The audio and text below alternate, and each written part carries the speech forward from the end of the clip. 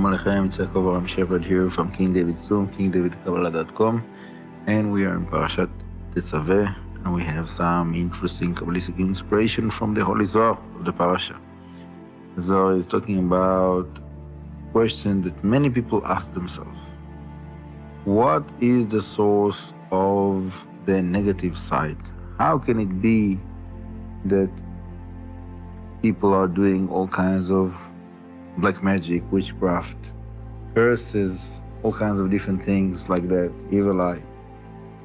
How is it effective? How can it be effective? Hashem is good. Hashem is doing only good. So how can negative things have strength? That's a very, very big question that a lot of articles in the Zohar and the Rizal and the Ramchal and all of the Mekubalim are coming to explain. And we have a certain explanation here in page 180b of the Zohar, and it's really quoting the book of Hanoch, which is an ancient book that it's a question if we have it. There is a book that is called Book of Hanoch, but it is not certain that this is the book of Hanoch that the Zohar is quoting. But that will be another conversation. The Zohar is explaining to us about a structure that is a little bit complex to explain, but it's, in a way it is kind of a pyramid, but upside down.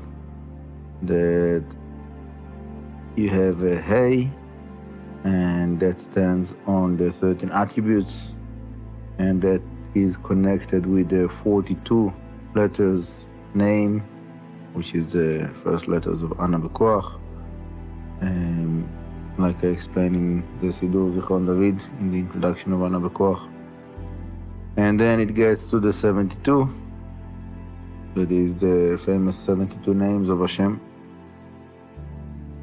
And it goes down in those paths, says the Zohar, separated to different sides.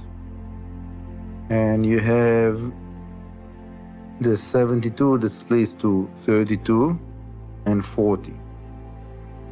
Okay, the 32, we have a big concept of the 32 Lev Netivot Chokhmah, the 32 path of wisdom. And the 40 comes back to be 42 with the right and left that are joining in to the count. And this is the 42 letters name, as I said before. And this is connected with the big letters of the Torah. In the Sefer Torah, there is the average size letters, which is the vast majority of the letters of the Sefer Torah. And sometimes we have in the tradition of the writing of the Sefer Torah to have a bigger letter or a smaller letter. So the famous big letters is the Shin, the Daled of the Shema, Chad. Specifically the Dalet, it has a special meditation for the bigger Dalet that is the size of four Dalets. Anyhow, with the help of Hashem, one day we'll go to explain that. But to continue with the article of the Zohar here, the big letters are symbolizing something that is higher level. The smaller letters are symbolizing something that is lower level. And then the Zohar comes and say that there is holy names that are established in the will and the spirit, the heart, without speech. And this is something that is very important, because I know about people that they think that it is the right way to use those names and to connect to Hashem in this way is with pronunciation of those names. And here in this Zohar, that's one of the many sources that the right way is to meditate on the names without saying them out. Okay, so there is traditions in Am Yisrael of pronouncing those names.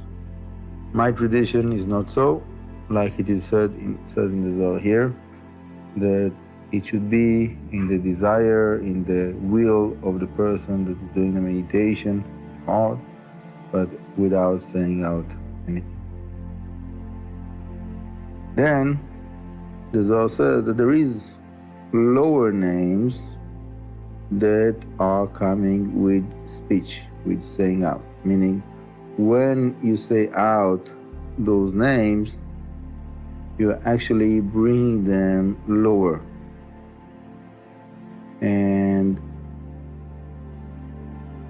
finally, this is the way that people that are dealing with all kinds of Kabbalah Masit, practical Kabbalah, that's what they do many times. They say out those names. But according to my tradition, it is a big mistake, and this Zohar here is proving that it is wrong thing to do, to say out those names. Why?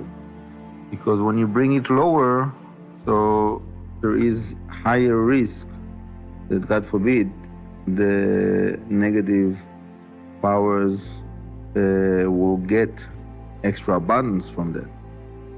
And that's for sure not what we want to do. We want to strengthen the Kedusha and revealing Hashem's name in the world. And the right way to reveal Hashem's name is to follow the Torah, follow the mitzvot, and applying the meditations as it is brought down in the Arizal, in the Rashash, and so on. Anyhow, there is a whole structure that we explain also in the classes of the Nefesh HaChaim that are in the YouTube, I believe, channel, probably 6 years ago or so, 5 years ago, if somebody wants to look. And the structure is of the three lower worlds, the Beriah, Yetzirah, and Asiah. And that's basically the structure that is presented here in the Zohar. That the world of Beriah is connected to thought, contemplation, meditation. The world of Yetzirah is connected with speech. And the world of Asiah is connected with action, doing an act. And really, when we're doing a mitzvah, we have an act of the mitzvah. Usually we have a speech, at least the bracha. And even when there's no bracha, so the pasuk that mitzvah is coming out from is counted as a speech that is connected to that mitzvah.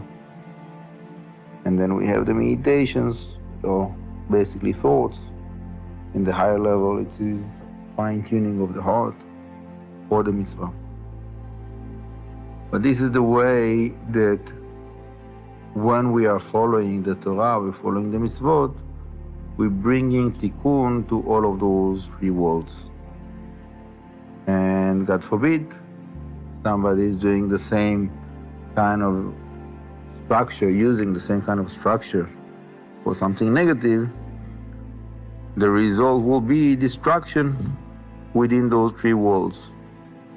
And the destruction that it comes to those three worlds is all of the disasters that we see around us in the world today. So all of the wars and all kinds of nature disasters and all kinds of negative things that are happening, it is a result of people that are doing wrong things and saying wrong things and thinking wrong things, and in the end it is manifested in the world by all kinds of ways of suffering, God forbid.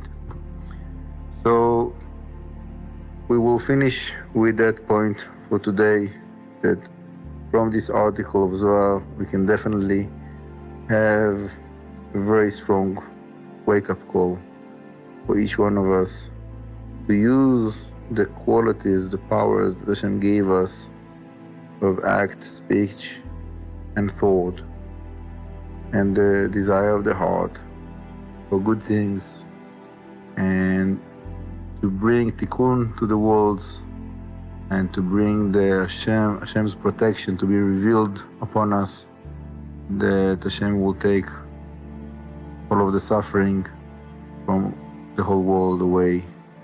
אמן כן יהי רצון. ברכה והצלחה. תודה רבה. שבת שלום ומבורך.